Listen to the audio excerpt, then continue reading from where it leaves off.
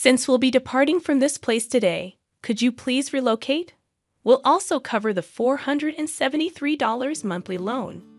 With my daughter on the way, we no longer require your assistance. All right then, please take care of everything from now on. Despite the substantial support we provided to our in-laws, they easily shifted their trust to the younger sister. As I packed my belongings at the entrance, I shared something crucial with them. By the way, there seems to be a misunderstanding. The monthly loan repayment is— As I spoke, their faces turned pale in shock. My name is Emily, a 35-year-old office worker. I've been married to Tom for 3 years. We met through a mutual friend who believed we'd be perfect for each other, and that intuition proved correct. Tom and I were drawn to each other from our first conversation. Tom felt the same, and we started dating. 2 years later, he proposed, and I happily accepted. Our families supported our marriage, and we had a wonderful wedding attended by many. After our honeymoon, we began our life together, sharing household chores and enjoying a peaceful, stress-free life. Tom, having lived alone for a long time, was a great cook, which was a huge help. We cooperated in all household tasks, and we were grateful for each other's company. 3 years passed in the blink of an eye, and our bond remained as strong as when we were newlyweds. However, a significant event occurred when Tom's father fell seriously ill. We rushed to the hospital, and after a week of tests, he was released, but concerns about a recurrence lingered. Recognizing that they might not handle another emergency, Tom proposed the idea of living together. "What if we lived together with my parents?" he suggested. It was an expected proposal, and I agreed. We quickly discussed the idea with our in-laws. "Live together?" Tom's mother inquired. "It's not a bother at all," I reassured. "Emily and I are worried about both of you." "Thank you, both of you." Our in-laws, teary-eyed and grateful, accepted our offer, reflecting their underlying anxiety.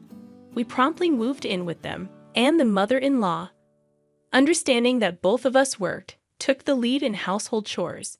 Thanks to her, we could focus on our jobs, and the father-in-law, now retired, spent his days resting at home, which significantly improved his health. Life was joyous, and we all got along wonderfully without any issues. However, our in-laws eventually made a certain proposal. "I've been thinking about this for a while. How would you feel about building a new 2-family house?" the father-in-law suggested. "Huh, but this house isn't particularly spacious or comfortable for 4 adults. If Tom and Emily have children in the future, it'll be even smaller," the mother-in-law explained. "Considering the future, I've been thinking of building a bigger house where we can live comfortably for the rest of our lives. However, it's not something we can afford with just my savings. We will need to discuss and decide together." Tom and I were surprised by the proposal, but we thought it wasn't a bad idea. While the current in-laws' house wasn't too small, it wasn't particularly spacious or comfortable either. Long-term living there might lead to stress building up between us. Perhaps buying a new house where everyone can live comfortably is a good idea. After discussing it with Tom, we decided to go along with the father-in-law's proposal. Subsequently, the 4 of us visited real estate agencies to explore various properties. We considered making it barrier-free for our in-laws and ensuring there were plenty of rooms for future children. Ideally, the new house should be in a safe area, close to both a hospital and a train station, with easy access to grocery stores. Considering everyone's requirements, it seemed like it might be pricey. However, if we were going to live there for the rest of our lives, we didn't want to compromise too much. Every family member felt the same way, so with determination, we decided to build our dream house, even if it cost a lot. After some time, our new home was finally completed.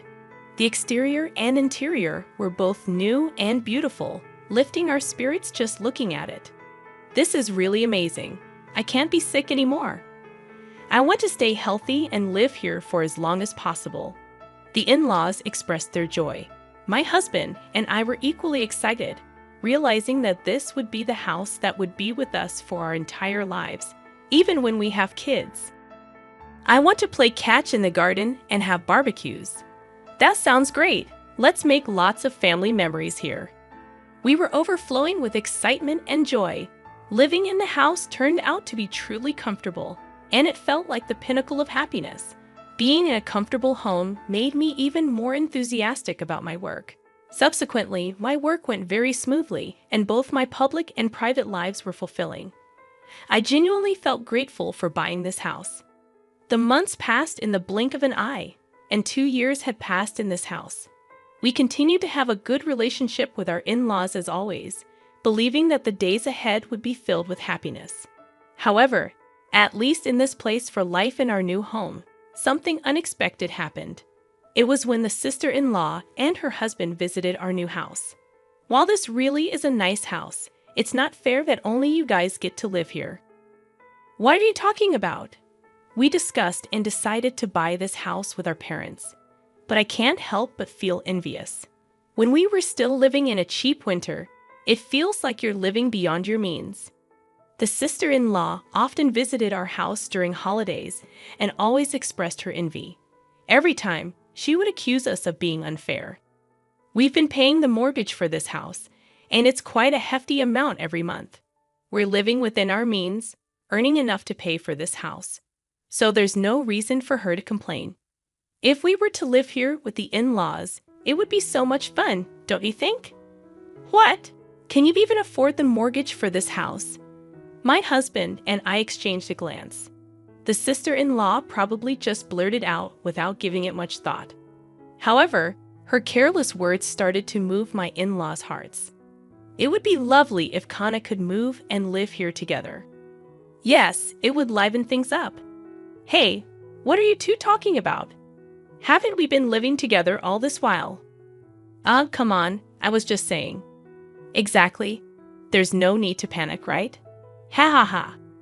While the in-laws tried to brush it off, it was evident that they were enticed by the idea of living with the sister-in-law. The in-laws seemed to have a particular affection for her, even more so than for Tom. She is a beauty with delicate features and looks like a doll from her childhood. Being 4 years younger than Tom and born when the in-laws were older, they doted on her even more. This pampering led her to become quite spoiled, and Tom had to deal with her demanding nature. Having heard all this from Tom, I was always wary of my sister-in-law. For a while after we got married, Tom and I were both caught off guard because she didn't seem to be giving us any trouble. However, recently, she has been increasingly eyeing our new house.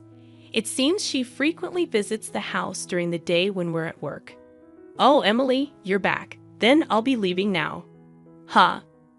I wish you'd stay a bit longer, but Tom and Emily might find it inconvenient. I don't think it's a nuisance. You might say that, but it's evident in your eyes and behavior. Unwanted guests should leave quickly. See you, Mom and Dad. Take care. When the sister-in-law left, the in-laws were visibly upset. They looked as if they wished she stayed longer. Even though they didn't voice their feelings, their faces and attitudes spoke volumes. Feeling out of place, I usually retreated to my room after work. When Tom came home, we head to the living room for dinner. The atmosphere around the dinner table grew more and more tense, with longer silences. Tom began to notice the change and started to realize that the sister-in-law was the cause. Around the time our relationship with the in-laws started to deteriorate, the sister-in-law finally made her move. One holiday, Tom and I went shopping in the morning. When we returned, there were unfamiliar shoes at the entrance. We exchanged glances, wondering if something was amiss. Then, the mother-in-law approached us from the living room. You're finally back.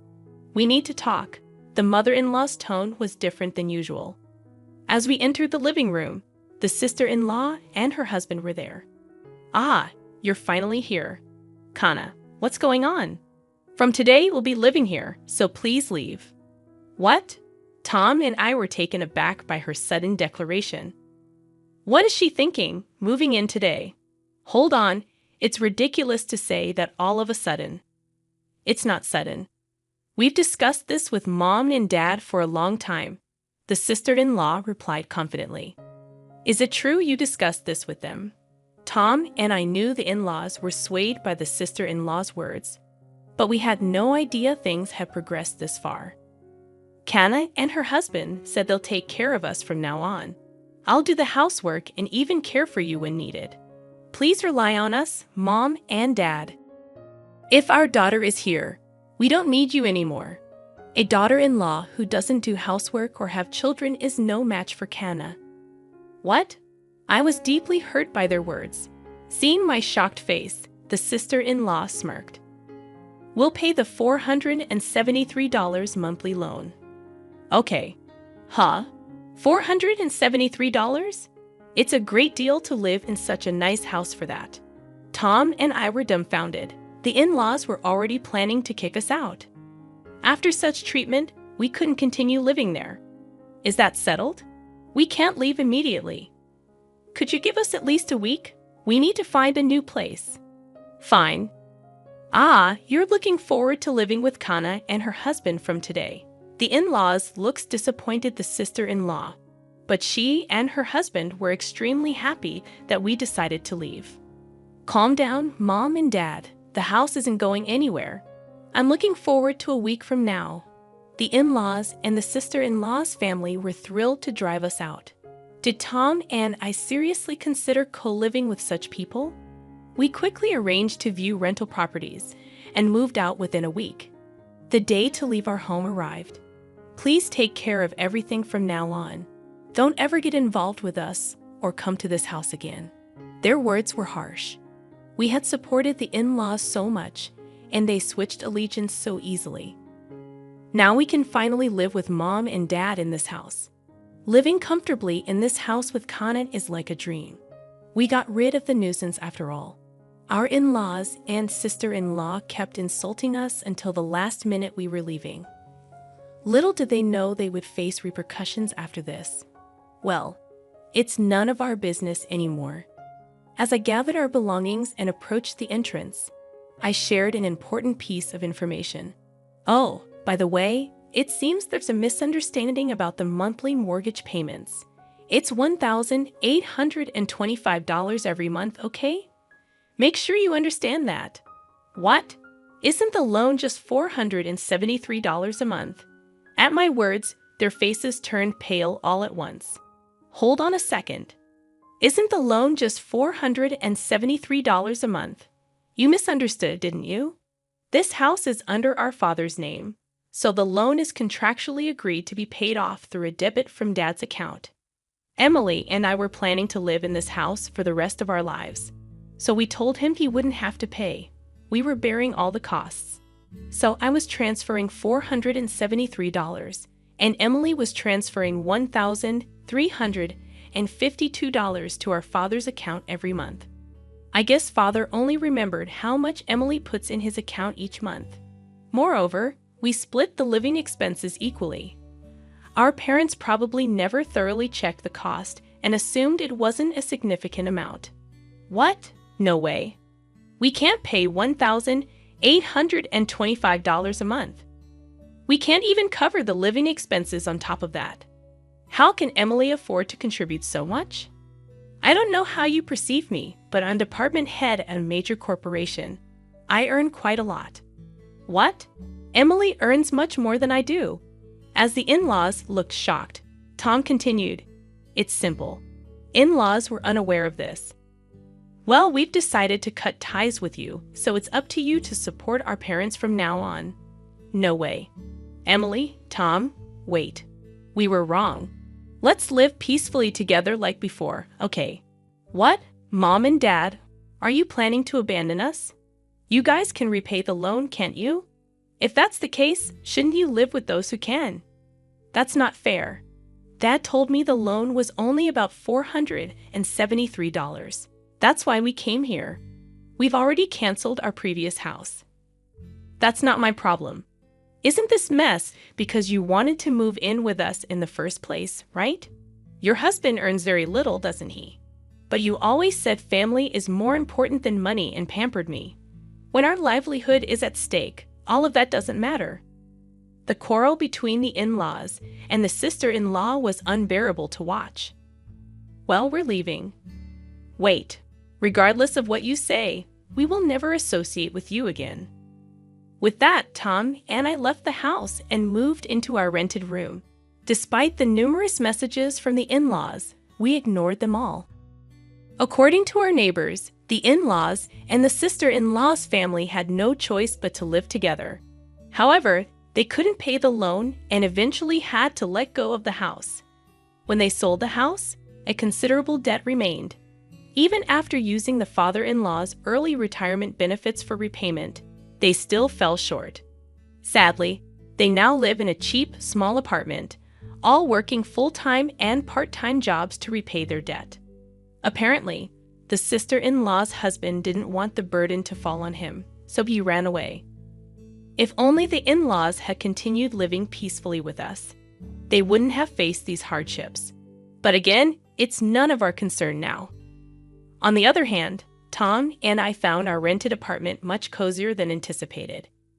We planned to stay here for a while and save money, living happily as our savings grow at an incredible rate. We believe it's essential to save as much as we can for the future while still enjoying our lives with the occasional luxury. We aim for a happy life together in the years to come.